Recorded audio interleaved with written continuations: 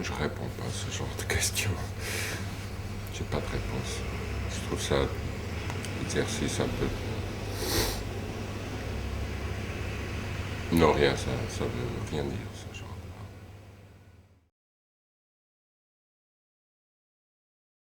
Tout est difficile. Enfin, tout est difficile. Il n'y a pas de. Pour moi, il n'y a pas de.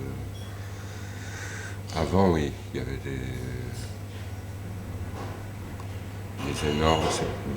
Enfin, le tournage était une chose, le montage était autre chose, complètement à part. Et même la préparation, parce que préparation seule, rêve, tout est permis, hein, vaguement. Tournage, c'est la guerre, l'enfer. Et montage, retrouver un peu soi-même, se retrouver un peu, c'est comme ça, le début de la fin. Cimetière. Aujourd'hui, non. Enfin, j'ai un peu changé. Euh, il n'y a pas de ça. Il n'y a même pas de début, il n'y a pas de fin. Tout se mélange, il n'y a pas de préparation. Préparation, c'est le film.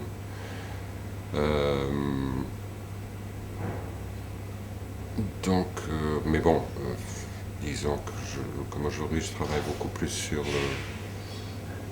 comment dire, aujourd'hui c'est le faire, c'est l'action, c'est agir tout le temps. C'est beaucoup moins le rêve, enfin, la part de rêve, de scénario, de projet. C'est beaucoup moins ça. Maintenant, je suis tout le temps dans le faire, vraiment, de tous les jours. Ça peut être faire le film, acheter des aspirines pour l'acteur, aider quelqu'un à faire quelque chose, être au quartier, pour une autre raison que le film.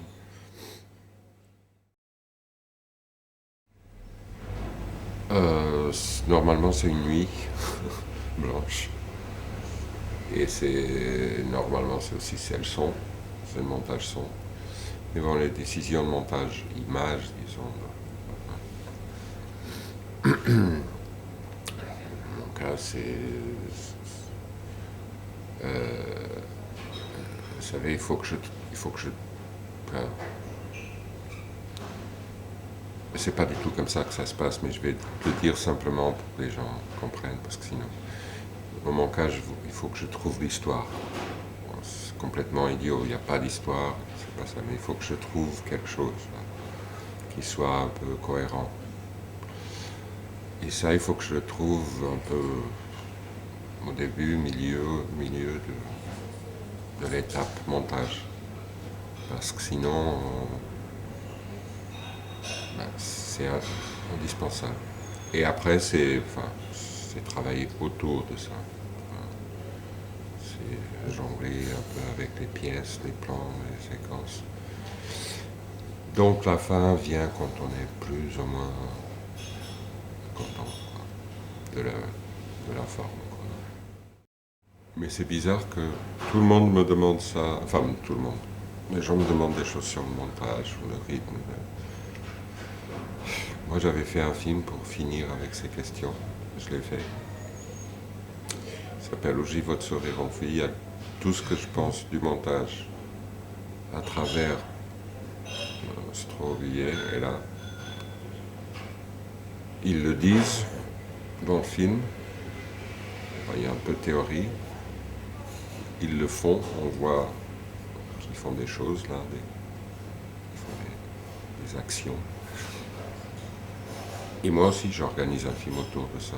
Donc c'était pour finir avec toutes ces questions sur le montage et aussi pour dire que c'est très scientifique presque, c'est très spécifique, c'est quelque chose qui n'existe pas. Enfin, le montage c'est un art qui a ses codes, ses lois, tout ça, mais en même temps, on ne sait jamais ce qui va se passer. Il y a une part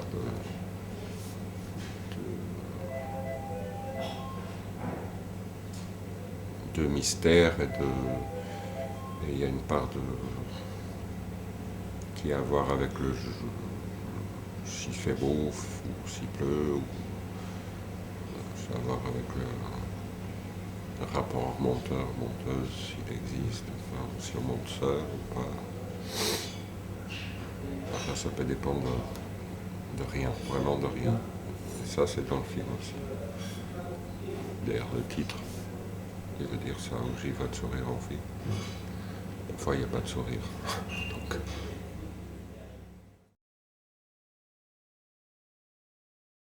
m'a peut-être permis de me libérer des producteurs. C'est ça, des producteurs. Je dis ça comme ça, les producteurs, parce que je sentais que j'en avais pas besoin. Je dis pas de mal des producteurs, hein, c'est que j'en ai pas vraiment besoin. Là où je tourne la plupart des films que je fais. D'ailleurs, c'est une figure, là où je fais les films que je fais, c'est une figure qui pourrait être mal vue. Le patron, c'est mal vu. Enfin, ça serait inévitablement un patron, l'homme de l'argent.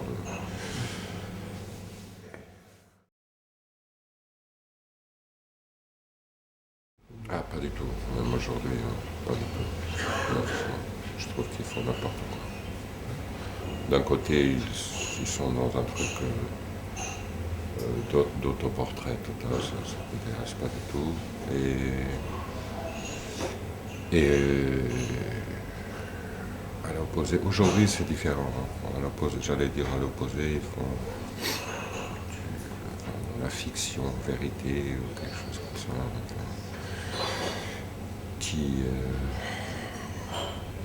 ne donne rien, enfin, à mon avis. Mais aujourd'hui, ça a beaucoup changé, la vidéo aujourd'hui. Enfin, le numérique, on parle de petite caméra ou numérique, c'est pas exactement la même chose.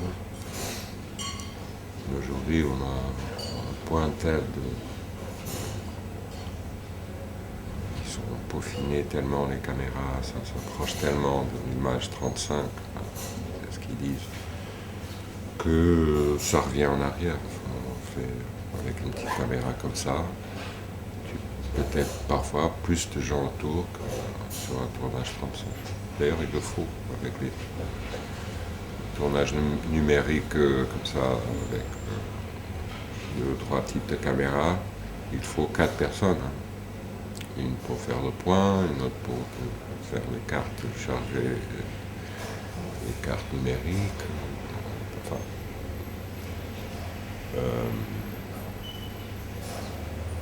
mais bon, enfin, on revient au tournage très très lourd et un budget très important.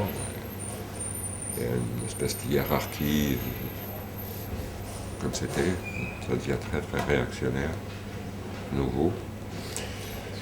Le résultat des films en numérique, vraiment, si je pense, non, les films en vidéo, disons, qui m'ont intéressé. Ça fait pas tant d'années que ça fait 15 ans qu'il y a des petites caméras. Oui, par moi, rapport aux les caméras seules 16 choses que ou j'avais vues 35, qui sont intéressantes, c'était Godard. C'est tout. Parce que justement, il l'a utilisé pour quelque chose, pas. C'était même pas pour s'exprimer comme ça. C'est pas pour. Et oui, ce qui est terrible avec ces caméras, c'est que n'importe quel con peut les prendre et faire un truc. Et il pense que c'est un film. Normalement, il la tourne vers soi-même. Alors là, c'est le pire. Pour moi, enfin, c'est une opinion. Parfois, ils sont jolis, ces films. Jolis. Et moi, l'intérêt de la petite caméra pour moi, c'était aussi que, dès le début, c'est que je ne me suis jamais arrêté là, la cassette. J'ai voulu transférer ça sur pellicule. Ça peut paraître une opération un peu bâtarde, je sais.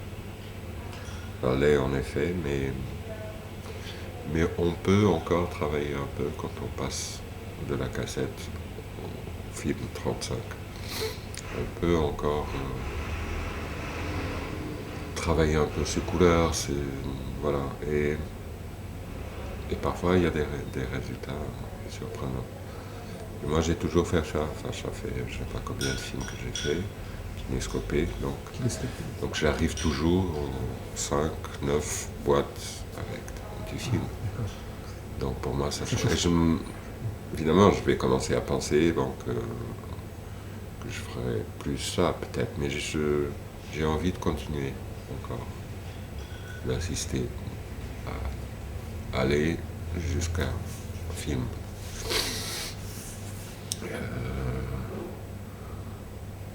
Mais je ne sais pas si ça va changer tellement vite. Les petites caméras, c'était ça, révolution, tout le monde peut le faire, tout le monde... Et c'est tellement petit, et moi je vois que ce qui se passe, c'est que ça devient énorme, les caméras deviennent... On peut faire avec les petites caméras, mais qui fait vraiment des films avec les très très petites caméras? Très peu. Très peu. Si on a un peu d'argent, du CNC ou de je sais pas quoi, on va tout de suite faire une caméra qui est comme ça, qui va être comme ça, et avec un chef-op, elle vient ça, et si c'est un bon chef-op, elle vient ça, elle sort du champ même. Donc la caméra haute définition, ça ressemble à des grosses caméras à 35 mm. Toutes les caméras aujourd'hui sont en définition. Enfin, il n'y a pas d'autres caméras. Là, au moment où on parle, il n'y a pas d'autres caméras. Enfin, il n'y a pas... Si je veux faire un film avec ça, avec une caméra numérique, aujourd'hui, Elle n'est pas haute définition, ça. il n'y a plus de format 33, par exemple. Celle-là, ça, je la connais bien parce que j'ai fait un film avec celle-là aussi, mais après ça, tout change. Il n'y a plus de format 33, par exemple. Tu peux le faire, mais c'est une opération c'est un effet. Il faut que tu découpes ton cadre et après au labo, ils vont te refaire ça pour tout le film. Donc c'est quelque chose qui va coûter cher. Et la post-production va coûter plus cher que... Bien sûr, mais tout, il faut qu'ils récupèrent un peu, parce que faut que ça revienne au même. C'est très compréhensible. Mais moi, je vais continuer un peu à insister avec pellicule, parce que j'aime bien la matière.